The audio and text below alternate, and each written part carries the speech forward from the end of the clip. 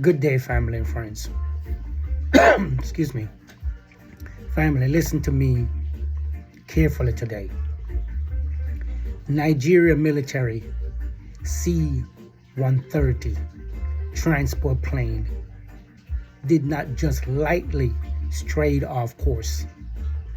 It entered Burkina Faso sovereign airspace, ignored radio warnings, and eventually landed deep in Burkina Faso, in Bobo-Dioulasso. Today we are going to break it down clearly. Excuse me. What really happened? Why Nigeria stories make no sense? Why the AES reacted the way it did? And why this incident exposed a much bigger shift happening across West Africa. This is the West Best Media. Africa speak for itself. If you support Africa's sovereignty, subscribe right now. This platform will always tell the truth. What we know, verify facts. Let's start with what is confirmed. Not rumors, not suspicion. A Nigerian Air Force C-130 entered Burkina Faso airspace without clearance. Burkina Faso air defense radar detect the craft immediately. Standard warning was issued multiple times. There was no response from the aircraft. The plane continued flying deep into Burkina Faso, not near the border. Excuse me. It eventually landed in Bobo-Dioulasso airport. AES official described this as an airspace violation. Nigeria publicly claimed the aircraft suffered technical difficulties and was forced to land. Now, here is where the stories start cracking. A plane with real emergency would always declare mandate, declare pan, squawk a 7700 on the emergency responder, contact the nearest ATC, in this case, Benin, or notify Burkina Faso once crosses the border. The Nigeria C-130 did none of these. Not one distress signal, not one emergency transmission, not one communication attempt. That alone undermined the entire issue explanation, technical issue explanation. Burkina Faso followed proper air defense protocol. When an unauthorized aircraft entered a country airspace, there is an international protocol every nation follows. 1. Detect. 2. Identify. 3. Attempt communication. 4. Issue warning. And 5. Prepare interception. Burkina Faso followed these steps exactly. And here's the key thing. Even if a military aircraft has technical issues, it can still send some form of distress signal.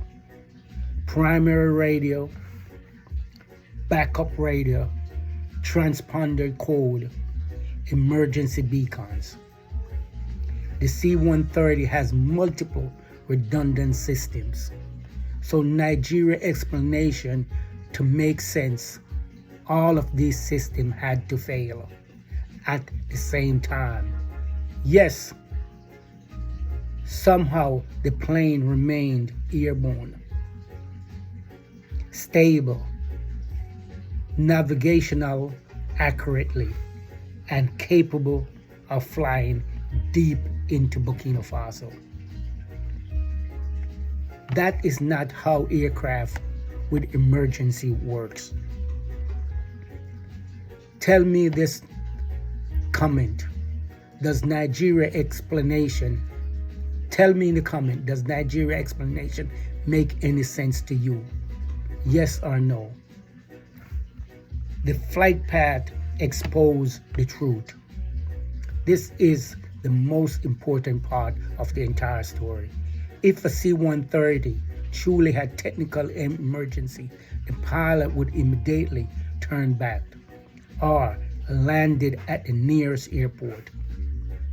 The nearest, safest landing zone was in Benin, which the aircraft had just crossed. Benin was closer.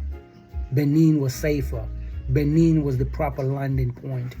So why did the aircraft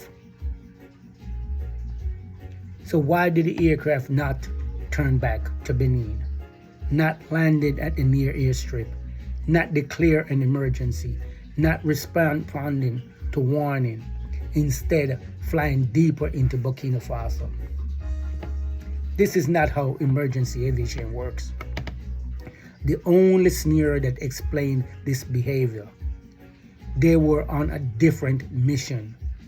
Navigation was working, they was just not communicating. They ignored the warnings. They were forced down. And any of these is bad, very bad for Nigeria. A technical failure does not produce this flight path. A technical failure does not explain silent radios. A technical failure does not explain crossing another sovereign border. This is something Nigeria is not saying. I'm saying there is something Nigeria is not saying. Nigeria claimed about Benin coup response make no sense. Nigeria said the craft was part of its response to the coup attempt in Benin. But here's the problem. A C-130 is a transport aircraft. It's not a fighter jet. It's not an interceptor. It's not a surveillance aircraft. It's not a strike platform. It's not a coup suppression tool. If Nigeria truly had coordination air response to the coup in Benin, they would deploy fighter jets, drones, intelligent aircrafts, and tactical units, not a lone C-130. So Benin coup response story doesn't match up. It doesn't match aviation protocol. It doesn't match military doctrine. It doesn't match fighter path. And it doesn't match the silence over the radio. The entire explanation collapses under minimal scrutiny. So, if you think the coup explanation was just a cover story, like this video, share it, and subscribe. Why AES took this innocent incident, why the AES took this innocent incident so seriously? Context matter. Not long ago, Niger, Burkina Faso also accused Benin of allowing foreign military activity near their borders. Benin denied it, France denied it, but the tension was real enough that the AES closed their border with Benin. So trust was already broken. Then suddenly, June, a crisis in Benin. Nigeria scrambled aircraft. Transport plane crosses into Burkina Faso. The plane ignores warnings. It flies deeper into the AES territory and landing in Bobo-Dioulasso. AES is not going to treat that lightly. To them, this could be a reconnaissance mission, a border testing, an unauthorized military operation, a coordinated move by the ECOWAS, or simply reckless behavior. Either way, it is unacceptable. And their reaction shows confidence. AES controlled the airspace completely. And here's the geopolitical shift this incident revealed. This wasn't just an aviation incident.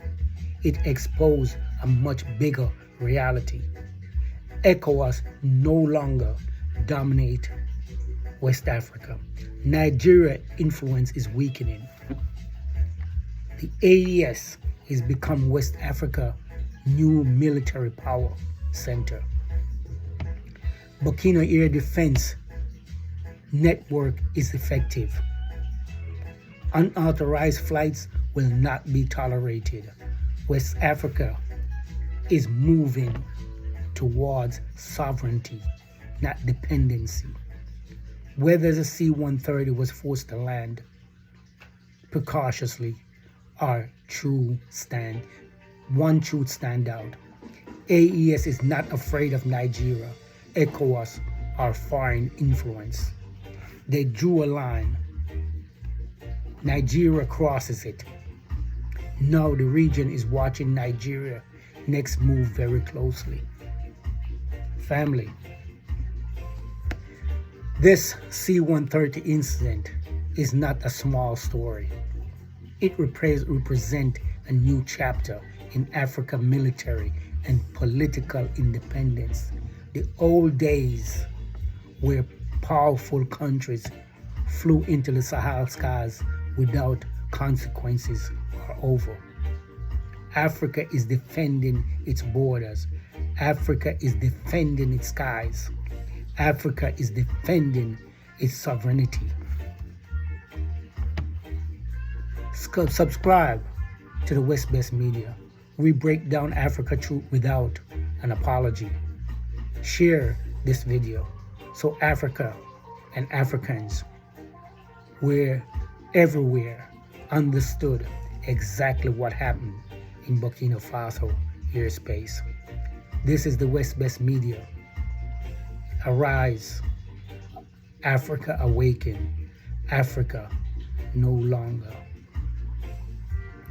is silent. My name is Neverfield Potts, and this is the West Best Media. Thank you for watching. Please subscribe, share, and let's build this channel together. God bless.